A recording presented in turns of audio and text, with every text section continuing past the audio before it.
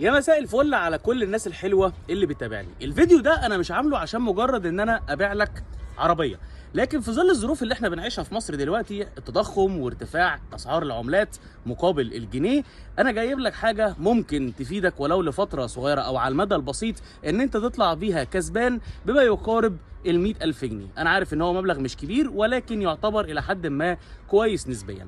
الام جي زد اس دي بتتباع عندنا في مصر بتقريبا 1,300,000 ل 1,350,000 جنيه، في حين ان العربيه دي انت تشتريها من غير موافقه استيراديه، يعني مش لازم تكون مغترب ولا لازم يكون معاك جواب معاقين، هتشتريها بما يعادل 45,000 درهم او 12,400 دولار. الجمارك بتاعت العربيه الفئه اللي ورايا دي تحديدا 350,000 جنيه مصري. لما تيجي تحسب العربيه هتلاقي ان انت بعد ما تبيعها هتلاقي ان انت طالع كسبان ما يقارب ال 100,000 جنيه، ممكن ازيد كمان شويه.